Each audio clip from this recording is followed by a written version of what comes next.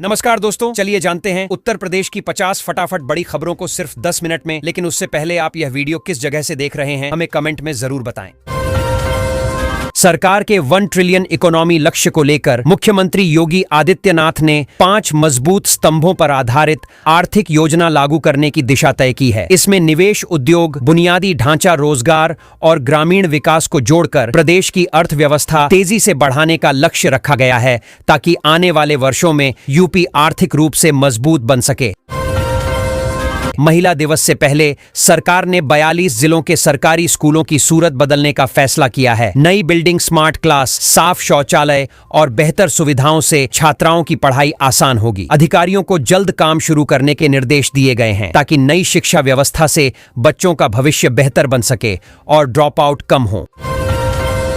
नवाबगंज नगर पालिका परिषद ने शहर के विकास के लिए लगभग 19.41 करोड़ रुपए के काम मंजूर किए हैं। इसमें सड़क, नाली, लाइट और सार्वजनिक सुविधाओं पर खर्च होगा। स्थानीय लोगों को उम्मीद है कि इन योजनाओं से शहर की हालत सुधरेगी और रोजमर्रा की परेशानियां कम होंगी, जिससे लोगों को बेहतर शहरी सुविधाएं मिल सकेंगी। यूपी पीडब्ल्यूडी ने विधायकों के अधूरे विकास कार्य पूरे करने के लिए नई रणनीति बनाई है। सड़कों और पुलों पर करीब 36,000 करोड़ खर्च होंगे। सरकार का मानना है कि इससे ग्रामीण और शहरी कनेक्टिविटी बेहतर होगी, व्यापार बढ़ेगा और लोगों की यात्रा आसान बनेगी, जिससे प्रदेश में आर्थिक गतिविधियां तेजी से आगे बढ़ सकेंगी। नोएडा इंटरनेशनल एयरपोर्ट को गंगा एक्सप्रेसवे से जोड़ने का काम तेज किया जाएगा। भूमि अधिग्रहण के लिए 1204 करोड़ रुपए मंजूर हुए हैं। अधिकारियों का कहना है कि इससे यात्रियों और व्यापार दोनों को फायदा मिलेगा और यह क्षेत्र बड़े लॉजिस्टिक हब के रूप में विकसित होकर रोजगार और निवेश के नए अवसर पैदा करेगा। अलीगंज विधानसभा क्षेत्र को होली से पहले बड़ी सौगात मिली है। करीब 89 करोड़ रुपए से 11 सड़कें और पुल बनाए जाएंगे। स्थानीय लोगों को उम्मीद है कि इससे यातायात सुधरेगा, गांव शहर संपर्क मजबूत होगा और व्यापारिक गतिविधियां बढ़ेंगी, जिससे क्षेत्र के विकास को नई गति मिलेगी और आम लोगों की आवाजाही आसान बनेगी।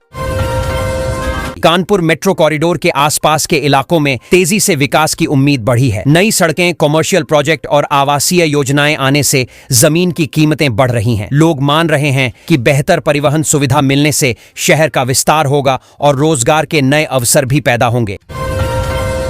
रैपिड रेल परियोजना का असर मेरठ में साफ दिख रहा है। आरक्षित कीमत 7 लाख वाला प्लॉट ई नीलामी में 26 लाख तक बिक गया। आवास विकास परिषद को इससे अच्छा राजस्व मिला है और निवेशकों की दिलचस्पी बढ़ी है, जिससे क्षेत्र में रियल एस्टेट और इंफ्रास्ट्रक्चर दोनों को बढ़ावा मिलने की उम्मीद है। स्टेट हाईवे परियोजना से यूपी के 6 जिलों की कनेक्टिविटी बेहतर होगी। नया मार्ग बनने से यात्रियों का समय बचेगा, माल ढुलाई आसान होगी और व्यापार को गति मिलेगी। स्थानीय लोग उम्मीद कर रहे हैं कि बेहतर सड़कें बनने से पर्यटन और निवेश भी बढ़ेगा, जिससे क्षेत्र के विकास को नई दिशा मिलेगी। हरदोई में 100 करोड़ की जल योजना अधूरी पड़ी है। टंकियां बनकर तैयार नहीं हो सकी, जिससे लोगों को अभी भी पानी की दिक्कत झेलनी पड़ रही है। स्थानीय प्रशासन पर सवाल उठ रहे हैं और लोग चाहते हैं कि काम जल्द पूरा हो, ताकि गर्मी में जल संकट से राहत मिल सके। मेरठ में हज यात्रा के नाम पर एक युवक को फर्जी वीजा और टिकट देकर ठगी कर ली गई। जब उसने ऑनलाइन जांच की तो पूरा मामला सामने आया। पुलिस अब गिरोह की तलाश में जुटी है और लोगों को सलाह दे रही है कि यात्रा एजेंट चुनते समय सावधानी जरूर बरतें। ग्रेटर नोएडा में जोमैटो पर नकली ब्रांड नाम से मिठाइयां बेचकर ठगी का मामला सामने आया है। एक IAS अधिकारी भी इसका शिकार हुए। शिकायत के बाद जांच शुरू हुई है। अधिकारियों ने लोगों को सलाह दी है कि ऑनलाइन ऑर्डर करते समय रेटिंग, रिव्यू और असली दुकान की पुष्टि जरूर करें। इलाहाबाद हाईकोर्ट ने पश्चिमांचल विद्युत वितरण निगम के AMD समेत 3 अभियंताओं के खिलाफ जमानती वारंट जारी किए हैं। अदालत ने समय पर जवाब न देने पर सख्ती दिखाई। इस कार्रवाई से विभाग में हलचल है और अधिकारियों को कोर्ट के निर्देशों का पालन करने की चेतावनी दी गई है। हमीरपुर में ऑपरेशन सिंदूर का नेतृत्व करने वाली कर्नल सोफिया कुरैशी पहुंची। उन्होंने कहा कि देश सेवा सबसे बड़ा कर्तव्य है और युवाओं को सेना में आने के लिए प्रेरित किया। उनके संबोधन से छात्रों और स्थानीय लोगों में उत्साह देखा गया और देशभक्ति का माहौल बना। लखनऊ विश्वविद्यालय ने PhD आवेदन की अंतिम तिथि बढ़ा दी है। अब छात्र ज्यादा समय लेकर आवेदन कर सकेंगे। 3 मार्च को सार्वजनिक अवकाश भी घोषित किया गया है। विश्वविद्यालय प्रशासन का कहना है कि इससे दूर दराज के छात्रों को भी आवेदन का बेहतर अवसर मिलेगा।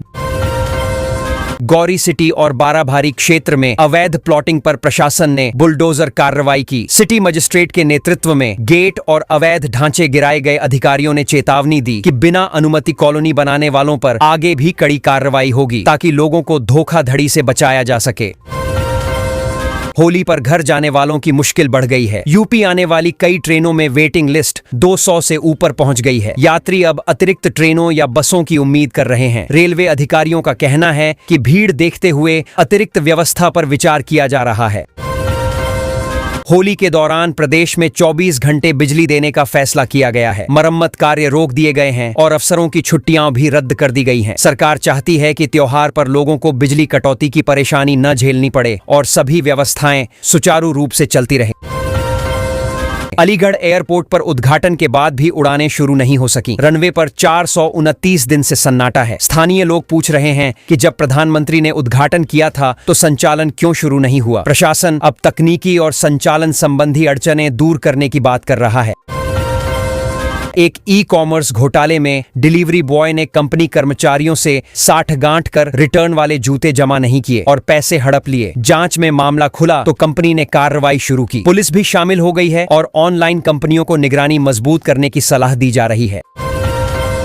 मेरठ में कुछ रिटायर्ड कर्मचारियों को नियमों के तहत 20% ज्यादा पेंशन मिल रही है। ऐसे करीब 3,823 पेंशनर चिन्हित हुए हैं। प्रशासन का कहना है कि यह लाभ विशेष श्रेणी और सेवा शर्तों के आधार पर दिया जा रहा है, जिससे वरिष्ठ नागरिकों को आर्थिक सहारा मिल सके।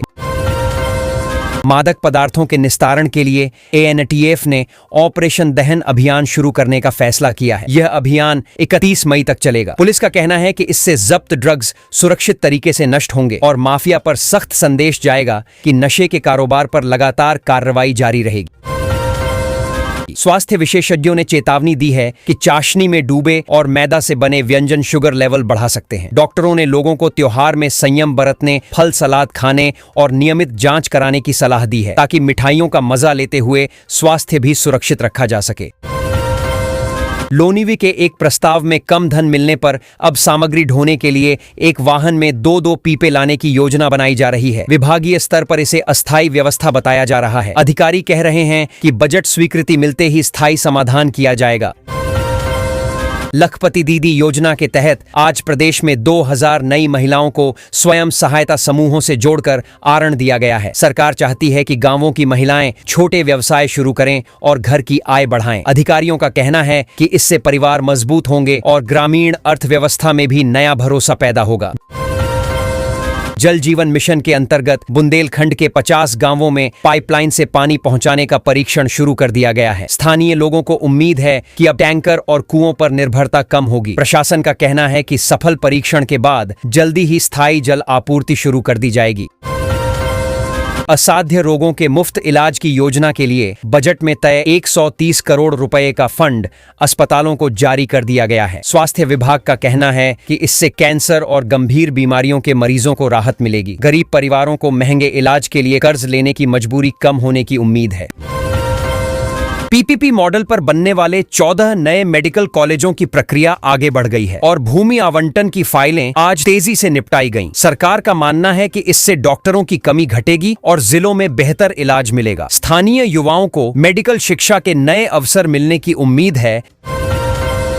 एकीकृत एक्वा पार्क और मछली प्रसंस्करण केंद्र की 100 करोड़ की योजना आज से लागू कर दी गई है। मत्स्य विभाग का कहना है कि इससे किसानों को खेती के साथ आय का दूसरा साधन मिलेगा, ग्रामीण इलाकों में रोजगार बढ़ेगा और मछली उत्पादन के साथ निर्यात के रास्ते भी मजबूत होंगे। समग्र शिक्षा अभियान के तहत 2000 और प्राथमिक स्कूलों को स्मार्ट क्लासरूम में बदलने की प्रक्रिया शुरू हुई है। शिक्षा विभाग चाहता है कि बच्चों को गांवों में ही डिजिटल पढ़ाई का माहौल मिले। शिक्षक प्रशिक्षण और नई तकनीक से पढ़ाई रोचक बनाने की योजना पर भी साथ साथ काम किया जा रहा है। श्रमिकों के बच्चों के लिए बनाए गए अटल आवासीय विद्यालयों में नए सत्र की प्रवेश प्रक्रिया आज शुरू कर दी गई है। अधिकारियों का कहना है कि लक्ष्य है कि मजदूर परिवारों के बच्चे भी अच्छी पढ़ाई और हॉस्टल सुविधा पा सकें। कई जिलों में अभिभावक खुद स्कूल पहुंचकर जानकारी ले रहे हैं। कस्तूरबा गांधी बालिका विद्यालयों में नई भर्ती का विज्ञापन जारी किया गया है। इसमें प्रिंसिपल, शिक्षक और अन्य स्टाफ के पद शामिल हैं। विभाग का कहना है कि बालिकाओं की शिक्षा मजबूत करने के लिए योग्य स्टाफ जरूरी है। आवेदन शुरू होते ही बड़ी संख्या में अभ्यर्थियों के रुचि दिखाने की उम्मीद है। ओबीसी और सामान्य वर्ग के छात्रों की छात्रवृत्ति वितरण प्रक्रिया का नया चरण शुरू कर दिया गया है। कई महीनों से इंतजार कर रहे विद्यार्थियों को राहत मिली है। समाज कल्याण विभाग का कहना है कि समय पर पैसा मिलने से पढ़ाई में रुकावट नहीं आएगी और गरीब परिवारों का बोझ हल्का होगा। गेहूं खरीद से पहले किसान पंजीकरण पोर्टल खोल दिया गया है ताकि किसान समय पर अपनी उपज बेच सकें। कृषि विभाग गांवों में जागरूकता शिविर भी लगा रहा है। अधिकारियों का कहना है कि इस बार लक्ष्य है कि अधिक से अधिक किसानों को सीधे सरकारी खरीद का लाभ मिले। होली को देखते हुए सरकार ने 2 से 4 मार्च तक छुट्टी घोषित की है, जिससे रविवार मिलाकर लोगों को लगातार 4 दिन आराम मिलेगा। सरकारी दफ्तर बंद रहेंगे लेकिन जरूरी सेवाएं चालू रहेंगी। लोगों में त्योहार की तैयारी का उत्साह दिख रहा है और बाजारों में भीड़ धीरे धीरे बढ़ने लगी है। सरकार के निर्देश पर फरवरी का वेतन आज कर्मचारियों के खातों में भेज दिया गया है। लाखों कर्मचारियों को त्योहार से पहले पैसा मिल जाने से राहत मिली है। कर्मचारी संगठनों ने इसे अच्छा कदम बताया है और कहा कि इससे बाजार में खर्च बढ़ेगा और परिवार आराम से होली मना सकेंगे। आज से नया सिम बाइंडिंग नियम लागू हुआ है, जिसके तहत व्हाट्सएप को उसी फोन में चलाना होगा जिसमें एक्टिव सिम है। अधिकारियों का कहना है कि इससे ऑनलाइन धोखाधड़ी पर रोक लगेगी। कई लोग नए नियम को समझने में लगे हैं और दुकानों पर जानकारी लेने वालों की भीड़ दिख रही है। रेलवे ने पुराना यूटीएस ऐप बंद कर नया रेलवन ऐप शुरू कर दिया है। अब अनारक्षित टिकट के लिए यात्रियों को इसी का इस्तेमाल करना होगा। रेलवे का कहना है कि नया ऐप तेज और सुरक्षित है। यात्रियों को शुरुआती दिक्कतें आ सकती हैं, लेकिन धीरे धीरे सुविधा बेहतर होगी। 9,12,000 करोड़ के बजट के बाद आज से विभागों ने नई वित्तीय योजना के अनुसार खर्च की प्रक्रिया शुरू कर दी है। अधिकारी परियोजनाओं की सूची तैयार कर रहे हैं ताकि पैसा समय पर उपयोग हो सके। सरकार चाहती है कि विकास कार्य जमीन पर दिखें और योजनाओं का लाभ जल्दी लोगों तक पहुंचे। दिव्यांग बच्चों के लिए मंडल मुख्यालयों पर डे केयर सेंटर आधुनिक बनाने का काम शुरू कर दिया गया है। यहाँ थेरेपी, पढ़ाई और देखभाल की बेहतर सुविधाएं दी जाएंगी। अभिभावकों का कहना है कि इससे बच्चों को घर से बाहर सुरक्षित माहौल मिलेगा और उनके विकास में मदद होगी।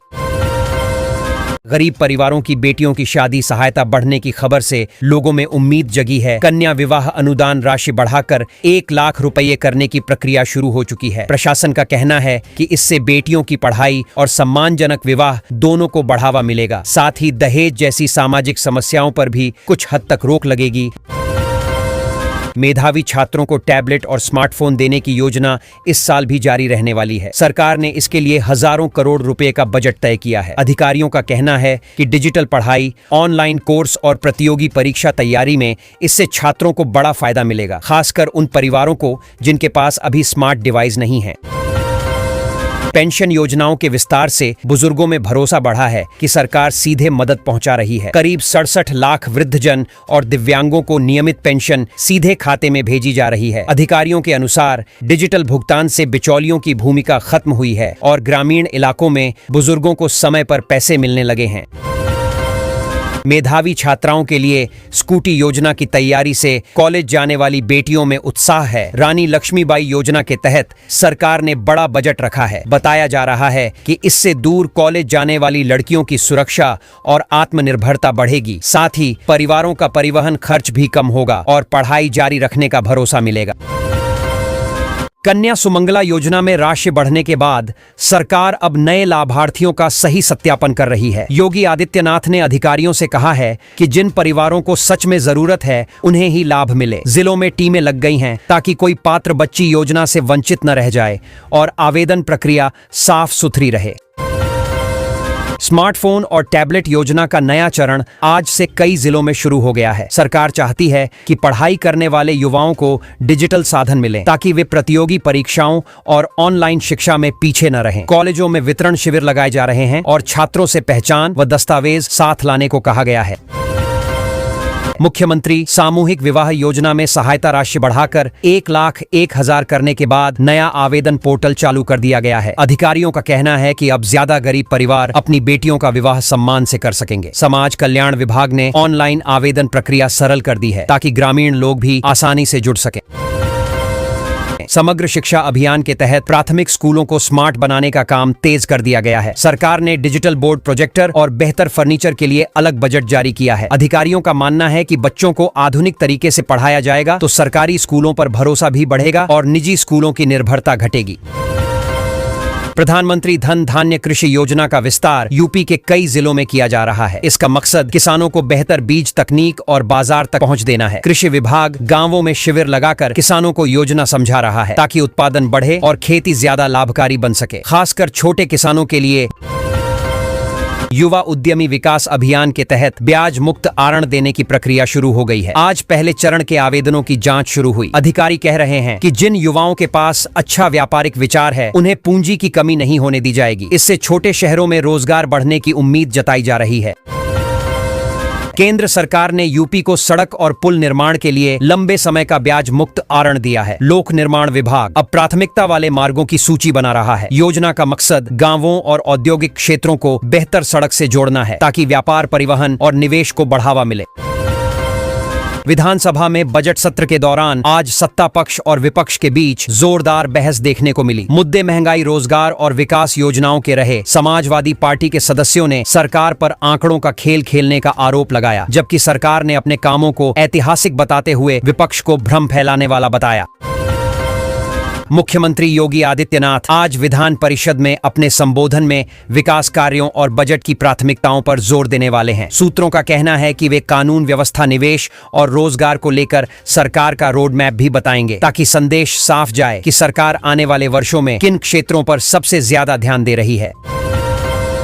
मुख्तार अंसारी के परिवार से जुड़े सोशल मीडिया पोस्ट के बाद राजनीतिक हलचल बढ़ गई है। विपक्ष इसे अंदरूनी कलह बता रहा है, जबकि समर्थक इसे निजी मामला कह रहे हैं। राजनीतिक विश्लेषकों का मानना है कि चुनावी माहौल में ऐसे संकेत स्थानीय राजनीति पर असर डाल सकते हैं। खासकर पूर्वांचल क्षेत्र में बजट 2026 पर विधानसभा में लगातार चर्चा चल रही है। सरकार इसे विकास और निवेश बढ़ाने वाला बता रही है, जबकि विपक्ष कर्ज और खर्च को लेकर सवाल उठा रहा है। अर्थशास्त्रियों का कहना है कि इतना बड़ा बजट अगर सही तरह लागू हुआ तो राज्य की बुनियादी ढांचे और रोजगार पर बड़ा असर पड़ सकता है।